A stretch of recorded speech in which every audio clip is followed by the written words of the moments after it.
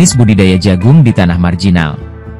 Kebutuhan akan pipilan jagung yang tercukupi secara kuantitas dan tinggi sangat dibutuhkan, sebagai konsekuensi logis dari meningkatnya teknologi industri, baik dalam industri makanan, pakan ternak, kimia dan kosmetika dan energi.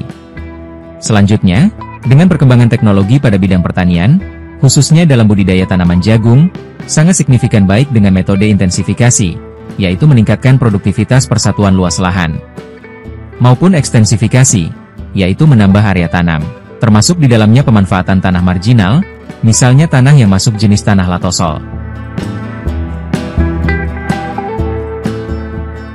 Pada dasarnya tanah hadaka salah satu jenis tanah yang tersedia cukup banyak untuk budidaya tanaman jagung. Di mana tanah latosol berbeda dengan jenis tanah lainnya, karena secara karakteristik setiap jenis tanah memiliki ciri khas masing-masing. Ciri-ciri tanah latosol, antara lain 1. Mempunyai solum yang tebal, berkisar 130 cm sampai 5 meter. 2. Tanah berwarna merah, coklat hingga kekuning-kuningan.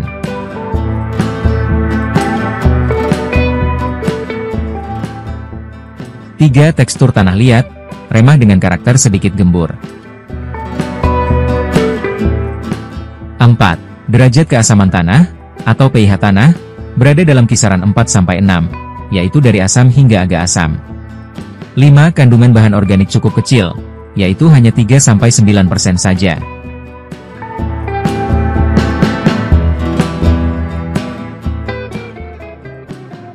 6. Perlu diketahui bahwa, semakin merah warna tanah, maka akan semakin sedikit kandungan unsur hara dalam tanah tersebut. 7. Infiltrasi air agak cepat, hingga agak lambat.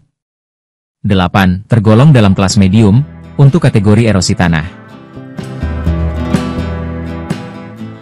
Selanjutnya, karakteristik tanah latosol adalah jenis tanah, latosol.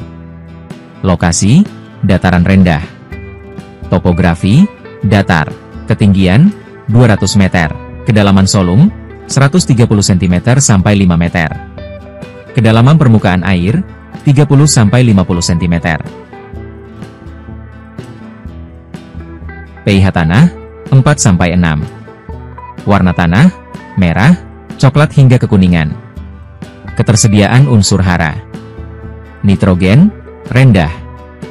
Fosfor, rendah. Kalium, rendah.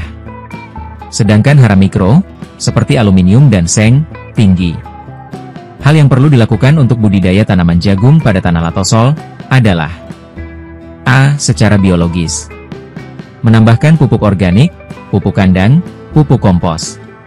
Pupuk hayati, dengan melengkapi materi hewan, serabut dan abu gergaji. Pada dasarnya, metode biologis ini, untuk meningkatkan kualitas tanah secara umum, memanfaatkan dan mengaktifkan mikroorganisme tanah untuk mendegradasi secara cepat materi organik yang ada sehingga menjadi tersedia bagi tanaman. B. Secara kimia. Menambahkan pemakaian pupuk kimia, baik tunggal maupun majemuk yang sesuai kebutuhan tanaman. Memperbanyak kandungan mineral, seperti penggunaan abu granit, kapur pertanian, dolomit, debu basal. Di mana selain menyediakan hara makroprimer dan sekunder, juga meningkatkan kadar keasamaan tanah, untuk menuju netral, atau kondisi yang dibutuhkan tanaman. C. Secara fisis. Disebut juga metode mekanis dan biasanya dilakukan dalam pelaksanaan kultur teknis tanaman, yaitu melakukan olah tanah maksimum, atau maksimum tillage. Biasanya dengan melakukan pembajakan secara 2 kali yang diratakan melalui garu dan pembedengan. Sehingga tanah menjadi remah dan tekstur tanah bagus untuk perkembangan akar. Pembuatan infrastruktur yang bagus, seperti membuat jalur irigasi, dan jalur pengeluaran limbah, melakukan penyiraman dengan air, dan teknis irigasi tetes atau irrigation drip. Demikianlah yang bisa disampaikan, semoga berkah dan bermanfaat. Terima kasih atas perhatian.